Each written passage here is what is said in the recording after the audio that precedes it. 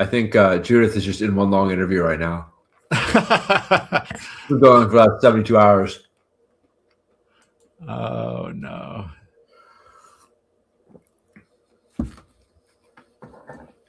Love it. Thank you for your comments. We appreciate them. We appreciate you watching. That's very kind. Well, I meant to throw up some tunes. Oh, well. That's all right. Yeah, a shadowy, tentacly hand grabs Amos. You are kind of above him on the ladder. I think you've got like your bag. I imagine you having like your bag with like some of your tools and your sphere and your cube like in the bag kind of behind you. Amos is like, trying not to cuss. Yeah. Amos is inside the elevator shaft. Yeah. And this thing reached just before the doors closed, right? So it totally like, it was like, oh, you know what? Let's do this with alien movie timing. Like as soon as the door, like he almost had it shut, and then like it went through. All right. There's several thoughts racing through Judith's head right now. It's like she's looking at like what she wants to do is try and pull Amos away from this thing. Yeah, I imagine it looks fairly strong and like has a good grip on him though, right? This isn't a tenuous grip like the server cords where you might be able to slip out easily. It's probably a strong grip. It is a many-handed grasp, yes. All right. She stares, and for whatever reason, this does not feel like the kind of thing where a chemical reagent like the kills. Right. Well, maybe it would. I don't know. I'm going to try it. There's two ideas I have. One is more aggro than the next, so we'll see this one and we'll escalate as needed. So she's like, Amos, watch out. Like obviously the sort of like instinct reaction. And she's like, I'm like, Amos, look away. And I'm going to pull out the spray bottle and try and spray at the edge of this tentacle thing and see if it, recoils at all from it. Yeah. Cool. Totally cool. If not, just. Yeah. It's viscous. It might not like being sprayed with kills or whatever. Yep. Kill juice. Kill juice. Yeah. Roll a D8. Ooh, a die that's not a. I got a 4. Cool. It's doing something. Like it fizzles, and there is like an antifungal that appears to be doing something in there. Okay. Like it's not loving it, but it's not hating it. Okay. It's not letting go. But it's not letting go. And Amos is not free. All right. Matter of fact, like I think he's panicking a little. Yeah. All right. I spray it. I see that it's fizzling. I look, and I assuming I have the opportunity to act again. Yeah. I say, all right, Amos, hold on. And with one hand, I grab his hand, like his free hand. And with the other hand, I'm going to take the gravity cube from my satchel. I'm going to flip it upside down. Yeah. What's the effect you're going for? I want us to shoot up, and I want it like the way a door would cut off the things. Yeah. In this case, it's the ceiling where it's on the outside. Yeah. And so it's going to get the way as we shoot up the elevator shaft. Yeah, I totally picture what you're saying, and I get it.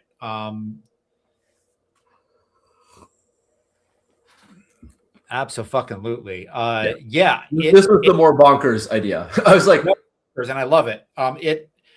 It rips. I think it rips the arm off, right? I think it's just like everything goes up very quickly. And you are flying up. I think you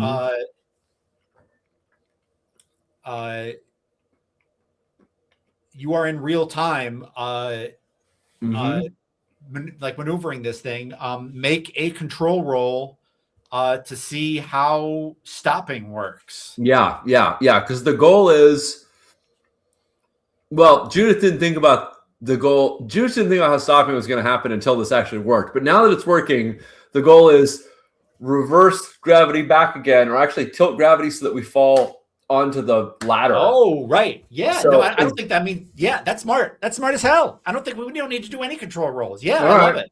I love this. Yeah, I think you fall like 2 inches. Yeah. And I think you also can hear like it puts some strain on the elevator cable, right? Like the elevator cable, like was like there's like it's vibrating a little bit, right? Sure. Because now the weight is pulling it. It's used to going up and down, and now it's bowing, I imagine. Yeah. It's making a twanging that I think is going, all the way down the elevator shaft. And of all places to fuck with gravity, I feel like an elevator shaft is maybe one of the better ones. Yeah. In that there's not a lot of things that can fall. Yeah. But there's an elevator in this. There's an elevator in this thing. Yeah. Wow. All right. Yeah. So I land with Amos, and I'm like, "What the hell was that? Was that a ghoul?" Yeah. That was a ghoul, and I think you are like right. There's a sign that says level 8, and then containment.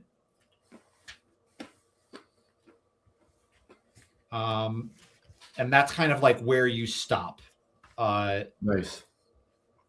You went like a full floor up.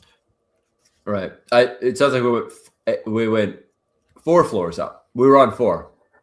I know. Yeah. You went 1 floor up. Yeah. Great. I went 1 floor up to level 8. Yep.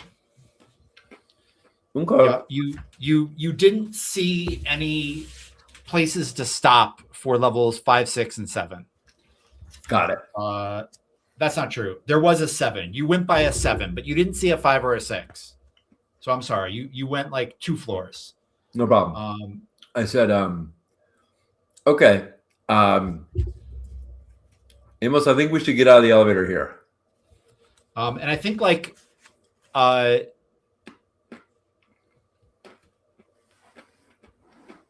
you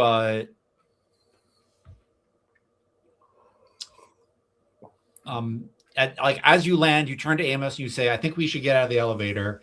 And there's like clutching the ladder, but like everything just shifted twice. So like now they're kind of laying on the ladder. Yeah. And is an agent. They've got like a floral button down t-shirt in like a pretty floral pattern that I think the shirt's been ripped, and I think they just turn and say, I am so glad to see someone. I can't even. And is this person where I thought Amos was going to be? No, I think they're above you. Okay. So it's not. I look back to look at Amos, and suddenly they're an agent. Amos is there. There's also an agent present. Yeah. I say, can I see their eyes? Yes. And they're not glowing. Yeah. Red or otherwise. Right. I'm gonna say, yeah. Seems like it's been a bad day. Maybe a bad couple of days. Yeah. Hey. I'm Ramona York. I work on level 8 in containment. All right, Miss York. I'm Judith Becker. I am really glad to see someone here. I really thought I was going to get killed by the elevator, but it's better than being killed by like whatever the fuck is in there. Yeah. What can you tell me about containment? The situation right now. Sounds like it's probably pretty bad. Yeah, I mean it's pretty bad. the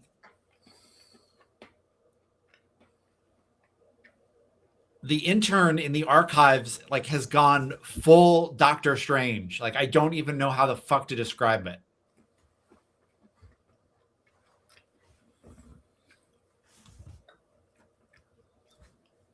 Like split into 1,000 selves, Doctor Strange, or like talking about the Eye of Omamu and demons breaching the world, Doctor Strange?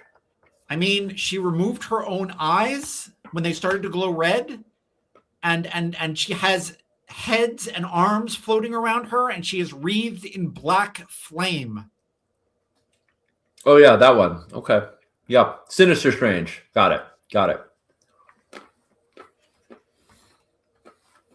I guess Judith is She was a really nice kid, really smart. I mean, everything that is supposed to be contained in containment is contained still. Okay. The last I saw the Candleman, he was, he's kind of my project, and he was, playing the piano and doing his thing over in 8R. In 8R. Okay. Yeah. Why is he looking for free rides? He's always looking to get out. It's a thing. I don't really know. I'm not sure. At least he's nice about it. Yeah.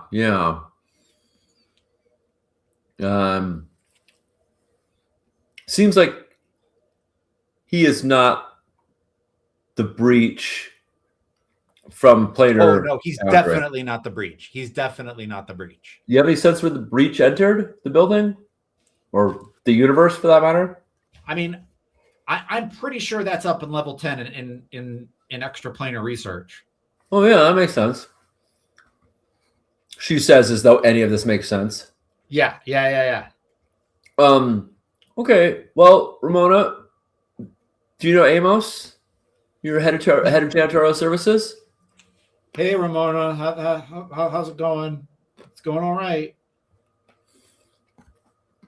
Ramona, if we all get through this, I just want you to witness that Amos is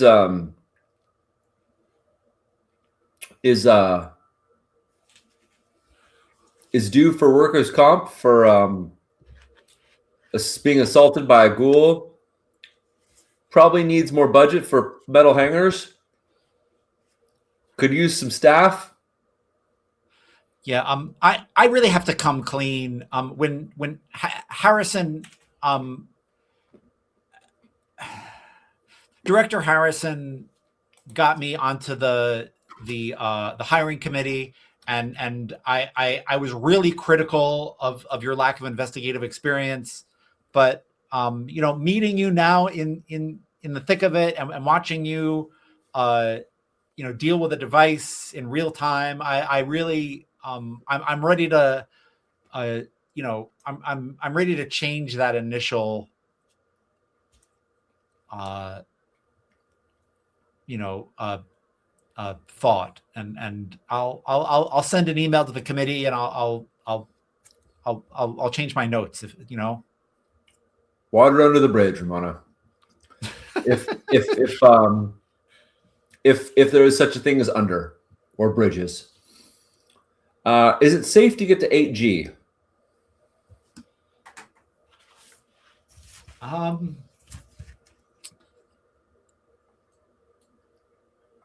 Well, we're going to come out.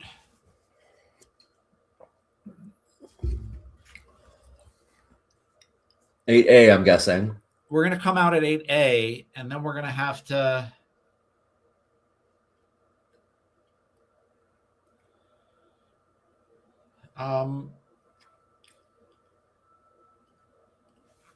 We're going to have to go into intake, and there's just a lot of black mold in there. Yeah. The black mold's new, right? Yeah. I think it might be part of the problem of what's going on. I'm not sure. Did you make contact with it? Did it Trying to figure No, out if it's infectious or no, not. that's not my thing. I'm Candleman only, really. Great. All right. Okay. Well, if you see any black mold, she's like laying still on the ladder at this point, but realizes like she doesn't have to lay down. She could stand up. Yeah. Standing up sideways, but like it's not like. I mean, she fell like this because that's the way she was going, but now she realized like no, gravity is stable if sideways. Yeah. Totally. So she's like, all right, she opens up her bag, like hands the spray bottle to Ramona and says, if you see any black mold, spray with this. Yeah.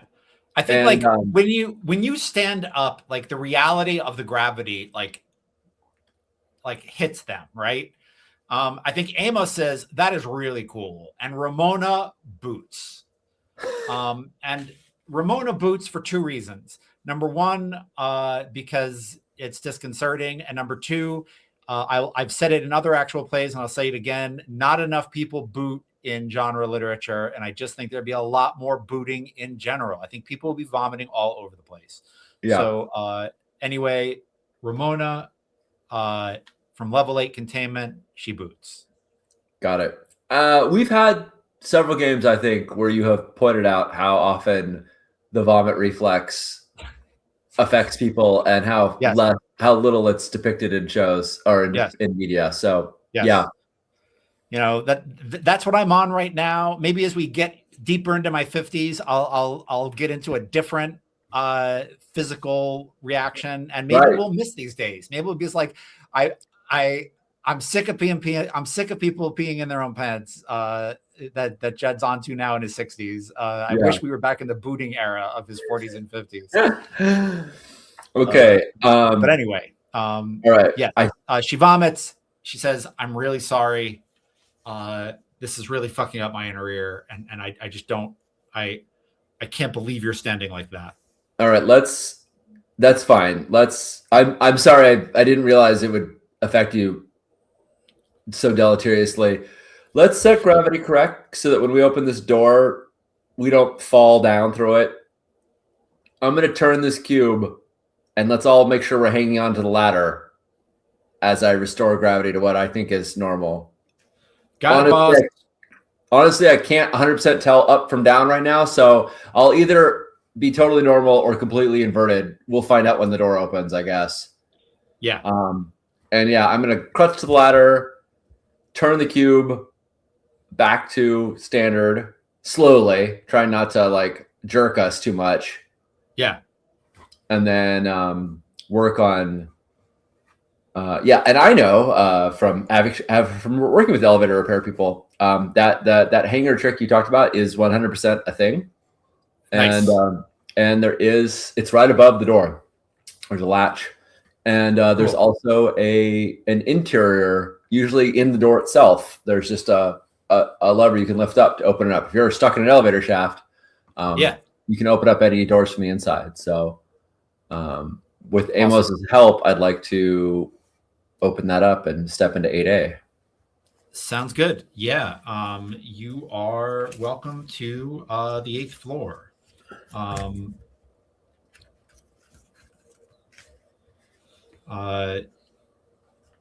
think this containment is a little bit ritzier.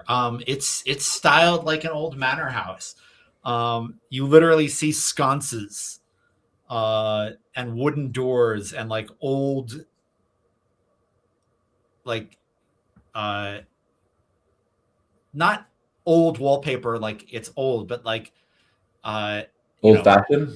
old-fashioned wallpaper. But I think the wallpaper does have spots of black mold, right? And there's blood here and there, and you're in the you come out of the central lift, and there's a short hallway until you get to 8B. Yeah. I'm going to try something really quick, and we'll see if this is a good sound effect or not. Yes. Nice. Nice. I like that.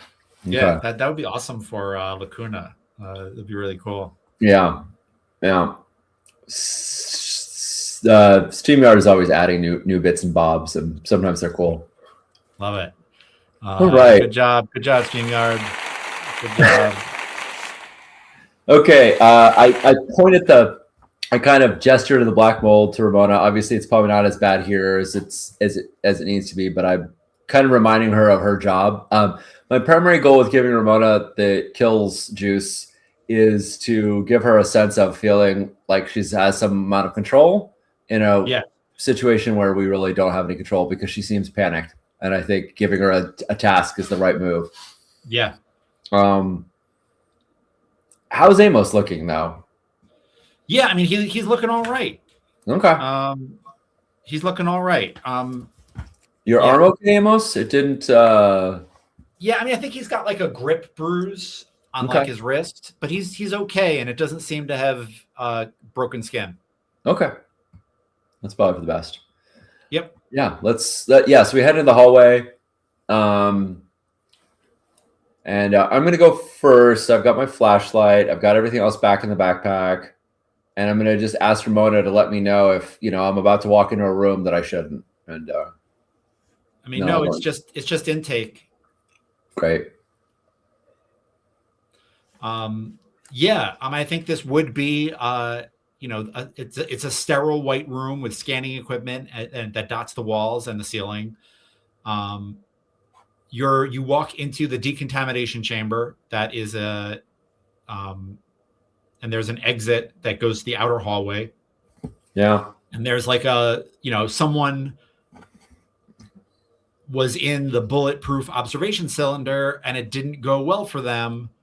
And like all that's left of them is viscera and patches of black mold. But it's all within the cylinder. And I think Ramona says, "Oh, wow. I didn't think that cylinder was going to hold it all." Yeah, it's all in there. Who would have thought? Oh, that was a person, the door, right? Like the door is open a little bit. Like you could get into that cylinder. That was so the cylinder is within the room. It was within the intake room. Yep. That was a person, right, Ramona? That was a fellow agent, a researcher. I think a researcher got in there with a with some kind of infected and maybe, I don't know,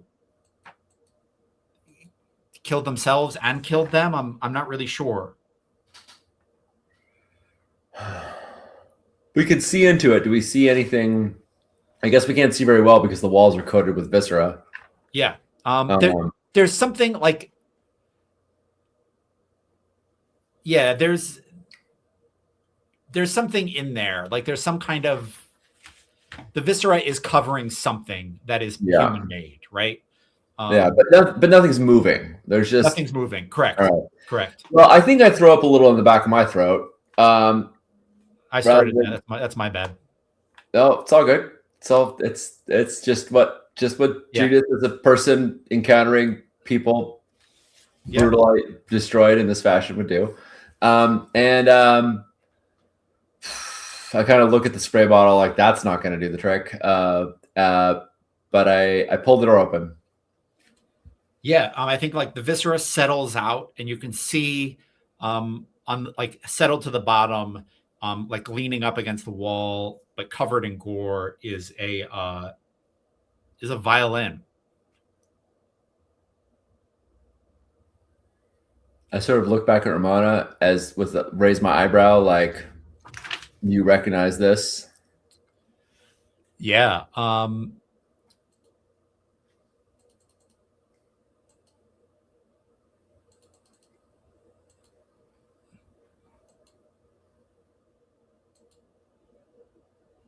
She's like, "I'm sorry, I don't know that one." Gonna guess it's a resonance artifact? Yeah, it is. No, she says, "Oh, of course, it's an RA." Yes. Yeah, an RA. Awesome. I mean, unless it's a DA, and that's why everyone exploded. And a DA? The D stands. That's a dissonant artifact. Got it. Which causes this. It could. It could have been that someone used that to do this. It. Who knows?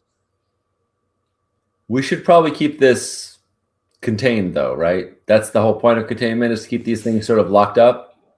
We are off book at this point, but yes. Okay. The level, yes. Is there enough of whatever remains of the person that was now goop on the floor that their badge is still here?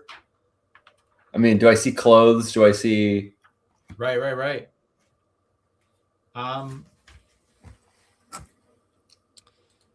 That's interesting. I guess I should have asked if Ramona has a badge, but... Right. I think you find a badge that will take the elevator to level 8. Great. So, yes. I think I described before having kind of rough gloves that I think my sister, who gives me overpriced... the Vermonters. Yeah. I've got some Vermonters and my sister, so I sort of like pick the badge up out of it, the gore, set it to the side, and then I pick up the violin. Is there a bow as well? Is it just the violin? Yes. Yeah, I pick up the violin and the bow. Again, wearing the gloves so as not to get covered in gore. And I'm going to take them out of the chamber. Yep. Is there a trash can in this room? There is not.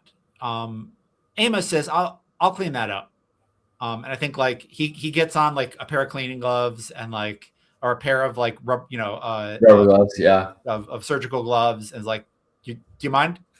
Oh no, I was just going to put it in a trash bag, but if you can clean it, that's even better. Yeah. And I think he like takes out some Purell wipes and like, he just throws it into the already fucked up cylinder. Yeah. So like he just uses that as the trash. Yeah. And he's like, we'll get all this later. It's all right. Don't even think about it. I think like he gets the violin and the ID cleaned in like a minute. Wow. Okay. I assume the ID has a little like lapel or belt clip or something like that. So I'm gonna clip it on. Yeah. Yep, and it's got like the cool zip. Yeah, a little zip. Oh, nice, even better. Oh yeah, totally. I say, Ramona, your badge, does it get to level 10? No, I don't have.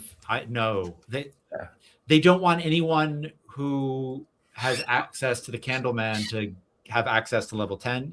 Because he could get a hold of it. Yeah, right. That's sensible. I'm starting to pick up the internal logic of this organization. I'm glad that there is some internal logic. From the outside, you gotta, it's a little tricky from the outside. Let's go to 8G. Let's head out the door to the north. Oh, yeah, she doesn't know what the violin does, so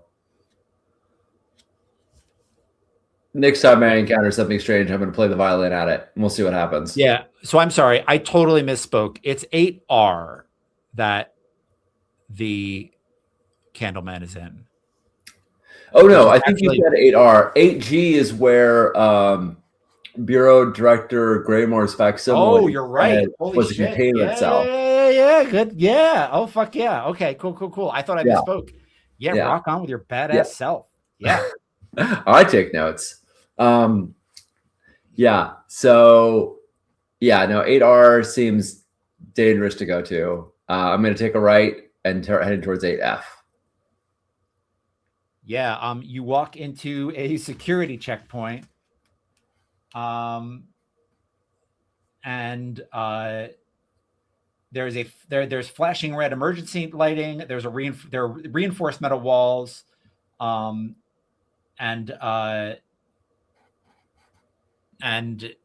there are for the southern room, there are there's like someone has set up like a blockade to keep whatever is in there in there.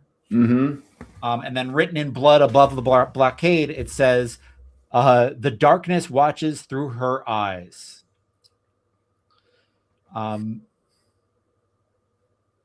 Yeah, there's another observation cylinder in the center of the room, and in the middle, and there's a dead agent inside,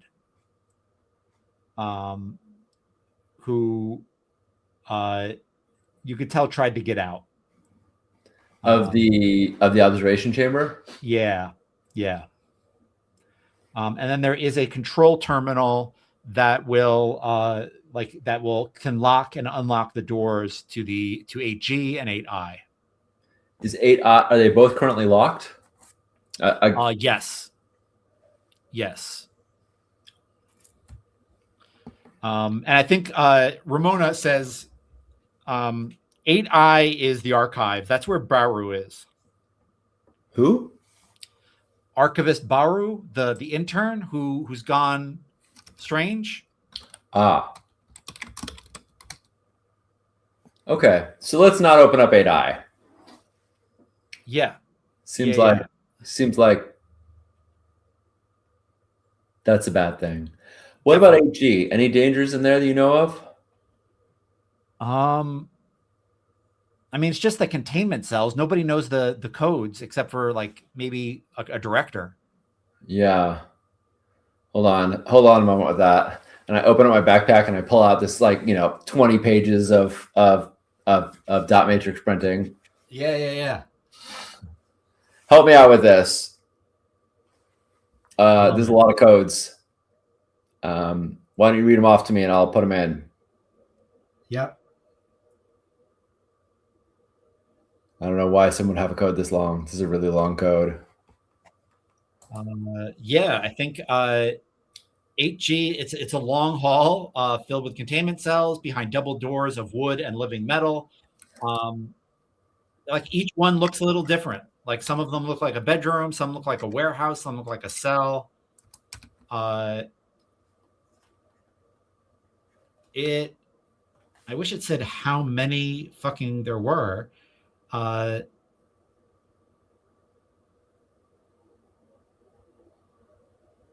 looks big. I mean, I'm guessing a lot. Big. I guess how long do you want to spend? Well, the I guess not digital, the analog recording of Bureau Director Graymore's conscience said that there was a resonance artifact in 8G in a containment cell, and I'm now realizing all these are containment cells. Yes. And I say, do you recognize any of these? Let me ask you this another way. Do you think there's anything in any of these containment cells that would be useful in stopping the planar breach? I mean, yes, undoubtedly. You're not going to go into more detail than that, are you, Ramona? I don't really study I don't study RAs. That's a different department. Okay. How about the Candleman? Where is he from? That's your field. And as I'm asking her, I'm kind of like poking through things, just sort of looking at stuff as she's talking. Yeah.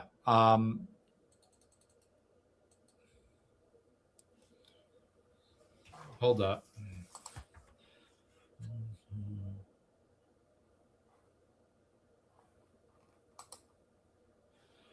I love seeing your dice rolling occasionally because I have no idea what any of it means. So it's hilarious to me to just be like, roll the 4, roll the 17. Yep.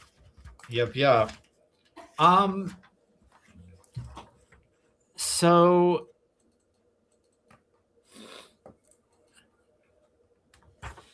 yeah, I mean, I think she nerds out telling you about her theory, her extraplanar theory about where the fucking Candleman is from.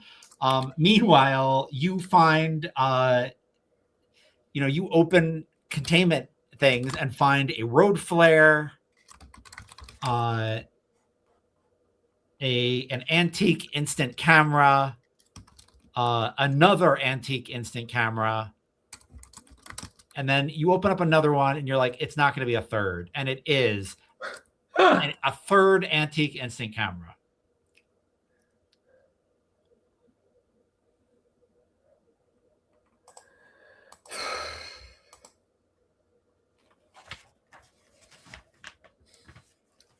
Any clue what these things do? I know, not your field. She goes, oh, those things are fucking useless. They just show a picture of like a red desert. It's just it's kind of unsettling. I had dreams about it once. They all suck. I don't know why they keep them. All right.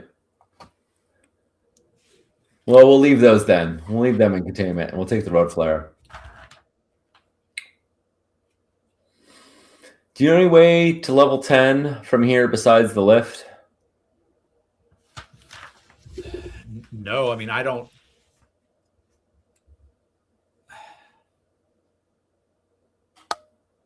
No, I don't know anything about where. No. Sorry, I interrupted you. You were nerding out on me about the Candleman. I was getting distracted looking in these bins. Where do you think he's from again? And that's me to you, Judd. I think you were about to tell me Candleman stuff, and then I was like, "What about this?" No, I just think she nerded. I think she like nerded out so thoroughly that it really wasn't that useful to you. Oh, okay. It was just sort of she was like giving you like grad school level extraplanar theory, and it just like she was just excited someone asked her, right? Right. Okay. I don't have your level of expertise, so I'm gonna try and narrow this down. Is, to your knowledge, the Candleman from another plane? Yes. I mean, he's definitely from another plane, without Great. a doubt.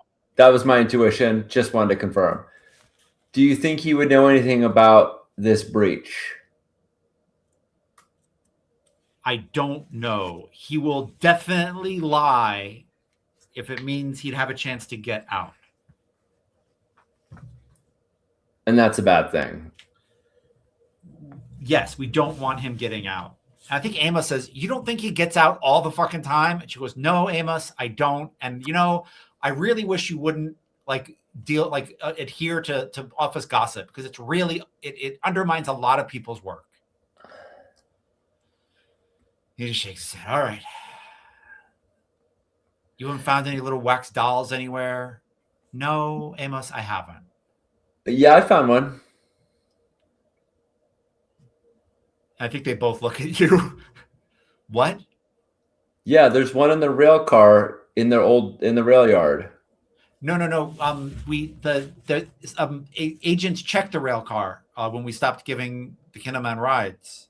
Nope, there's one there now. I mean, there was an hour ago or so. Oh, no.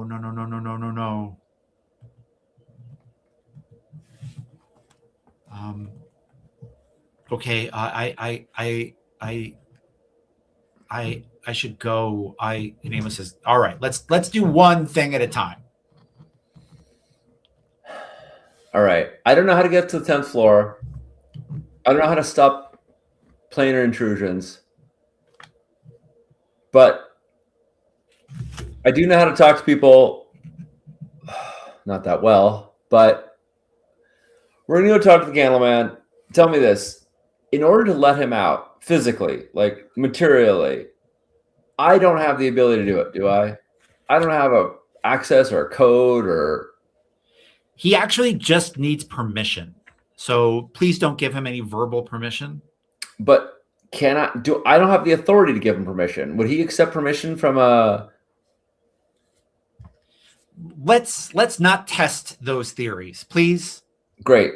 All right. I'm going to ask you, even though you know a lot more about the Candleman than I do, I'm going to ask you to stay behind. And I'm going to go under the auspices that I don't have authority to give him permission. Because I know he's going to ask me for it. That makes a lot of sense. Let's go. Amos, you're welcome to come with. I mean, I'm not asking Ramona to stay way behind. She can stay in the hallway or an 8J or something like that. Yeah. You know, she walks you over there. But yeah. So we walk down this long hallway. Anything from D, C, or E that draws our attention or makes us have to run screaming from creatures with too many arms and eyes? No. Not enough arms and eyes? No. Great. The doors were all closed, and you don't hear a thing. Let's leave them. Let's leave them that way. Right. Yeah. 8J is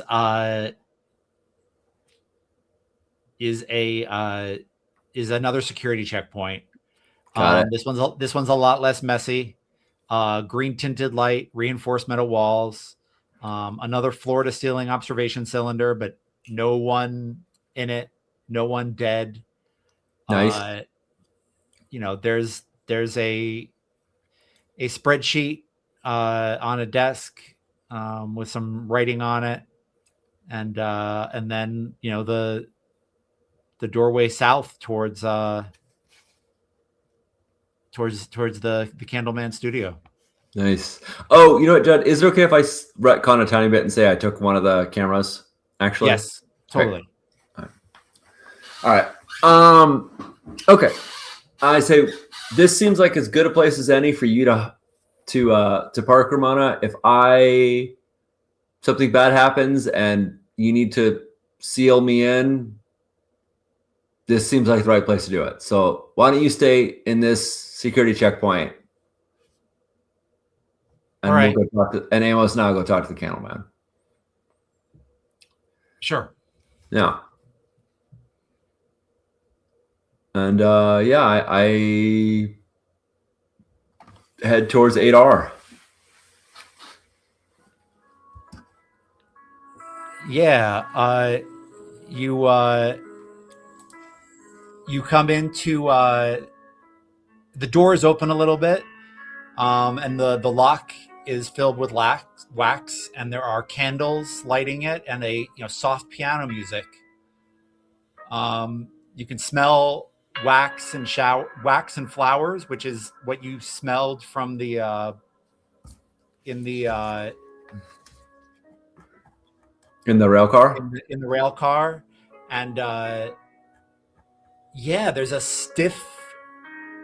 The Candleman is playing piano on a raised dais, and there's a beautiful Gustave Doré painting on the wall, and like a bunch of wax sculptures that are unsettling at the very least. Hello, welcome, and come on in. Do you mind if I play? No, carry on. Wonderful. Judith considers the violin that I assume Amos is carrying. Yeah. He says, "Oh, do you play the smoking violin?" She is not sure or not whether she wishes she continued violin lessons that her parents made her start taking at 8 or 7, and she did till about 11 or 12, and then gave up on it. As lots of kids do, with lots of parents who want their children to excel. Yeah. And she says, "How's the interview going, Ms. Becker?" "Oh, you know me." "Well, they wouldn't let me on the committee. They're very strict." Yes. I get the sense that maybe the interview is still happening, and it's been going for a long time. You want to get to 10? I do want to get to 10, and yeah, that's my goal. Let's make a deal. Yep. What kind of deal do you have in mind, Mr. Candleman? Well, Judith, they probably told you I want permission to leave. Yeah. That would be base, wouldn't it? Wouldn't that be boring if I did that? Would you be disappointed? If I said, give me permission to leave, wouldn't you be disappointed? Well, it's pretty much what I was prepared for. Why don't you start with that? I don't want that, but I do want you to take these 5 candles I've made here and deposit them wherever you want down in level 1. Strikes me that your candles are sort of an extension of you.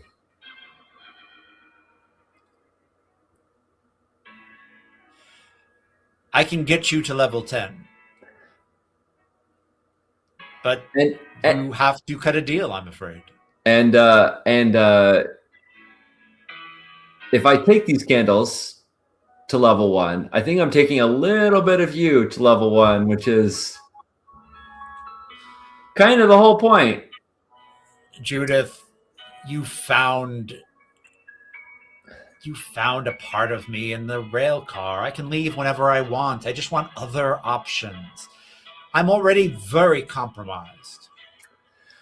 Counter proposal. I'm here to study you. And I find you all fascinating. So just stay fascinating, Judith, and I'll stay in the damn room. But I should have options, shouldn't I? Should I be incarcerated? I didn't think you were an incarcereal person. Not in principle.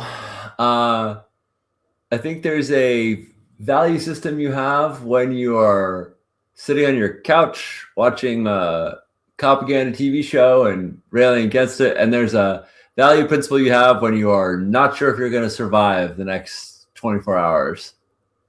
And I'm a bit in survival mode at the moment, which means I'm not trying to introduce new risks. That's fair. That's very fair. Now, how about this, Mr. Cowman? Oh, what a counteroffer! A counteroffer. You want to observe other places. Yes. What about a portal to another land? And I hold up the instant camera that apparently always shows a red desert. That's not a portal. That's a camera. Well, many things are many things. Such as to say, yes, it is a camera and it is a portal. I don't like that deal. That's a no. I'm sorry. Understood. Oh well, worth a shot. It was worth a shot. I thought maybe your counteroffer would be more interesting. Well, good luck with the elevator shaft. I'm sure you'll find a way.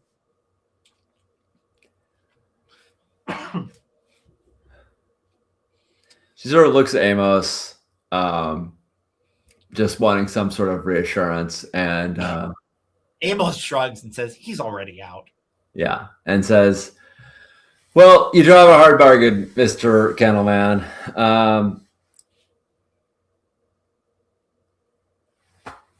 Let's see them candles. Yeah, he puts 5 on the piano on the baby grand. Yeah. Yep. I walk over. I sort of look at size them up, and then start putting them in my backpack.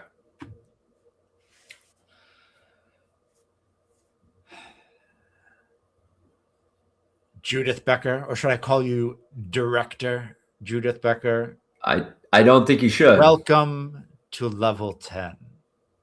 Allow me to show you the portal there. Not a camera, but an actual portal. Oh. And we'll start there next time. Nice. We're 10 minutes over. Very cool. Very cool.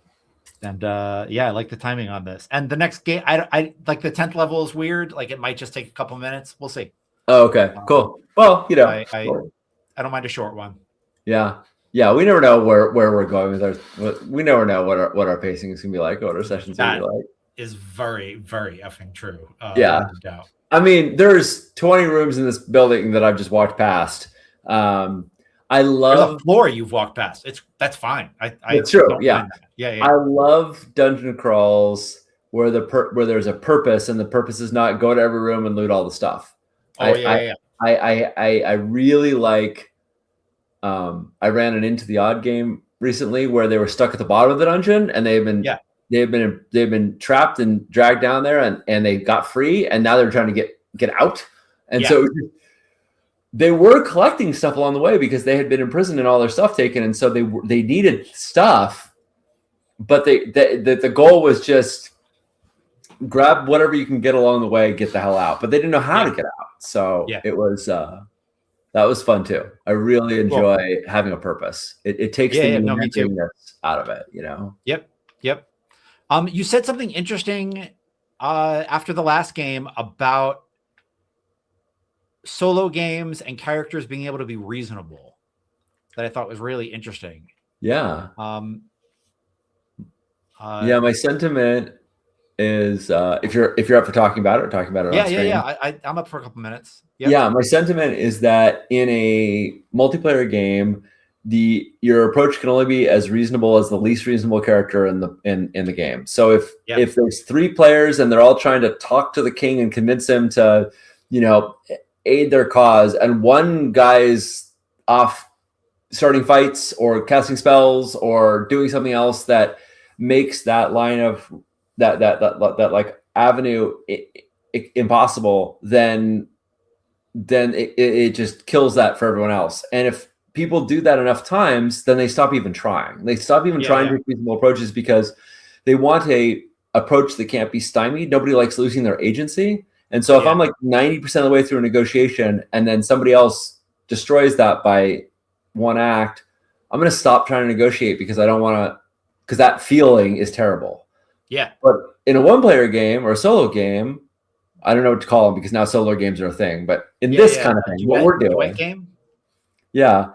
In this sort of game, like I can try something like offering the candleman the camera and it might not work, but it doesn't until I lose patience, it doesn't mean I'm at the mercy of someone else who loses patience and just goes, forget it, and attacks the candleman or runs out of the room or offers him freedom or just does something that takes the whole discussion that we were having that was a nice back and forth and turns it into a fight or whatever. So that's my thesis on part of why I love these games with you so much. Yeah. Awesome. Thank you. Yeah. I like these games too. I think it's something that we also see in smaller player games too. I think one GM and 2 players has a similar vibe. Yeah. Because I think in those games when you have players who are cool, you have a player who will step back and be support for a little while, and the other person will get spotlight. And so, anyway. Yeah, I think the ability to build consensus or to create a shared space that is the fewer people you have, the easier it is to create that shared space that everybody feels like they're inhabiting.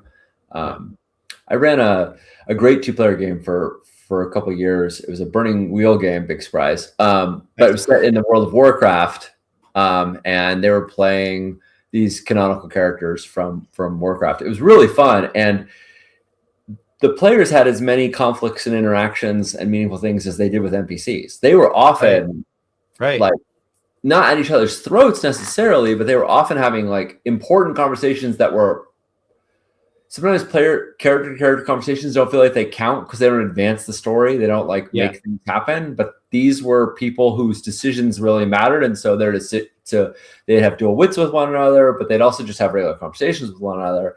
And that was the story, and that was really important. So I agree. Smaller groups just give you this more opportunity for consensus. Hey, John, how's it going? Cool. I think that's it. Unless you have more thoughts about it. I know I kind of no. I just wanted that recorded. I thought it was awesome, and I listened to it on my way. I was warming up the car and I listened to it, and then I was like, I'm going to respond to this. And then I never did. And so I wanted it documented for the world. And I wanted a reminder that I need to think about it and get back to you. And so that's all. It was, if nothing else, it's a reminder hey, Judd, think about that and digest. But I feel like I am still digesting it. I think it's a really interesting point. So that's all. I just wanted I thought people listening would get something out of that. And and I think this game is really interesting and different with just one player. I think it's neat. And I think it harkens to, and I've only ever seen the trailer for the Control video games, but it feels a little like Control-y, like in that. So I don't know. There's something in that. It's definitely less action packed. I feel like Judith is much more of a, although like running away from the brute in that first game was kind of tense. And I kind of love absolutely. Yeah. No, I mean, starting the treadmill to cause the noise, to run around the corner, and then realizing like I trapped myself and forget going back for those glasses because I wasn't going to take the chance that Holix was there. Yeah, no, and yeah, absolutely. The ghoul gripping Amos too. It was a scary moment. Yeah. Yeah. So good stuff. Awesome. Thanks, Sean, for playing, and thank you everybody for joining us. I'm going to put up the exit sign, and we will head out. So I know how to edit this thing. Right. Do it. And we will see y'all next time. Thank you for joining us. Thanks, Judd. This was super fun. And take care. No, thank you. I'm having fun too. I really, really like Judith. I just think she's cool. Thank you. Awesome.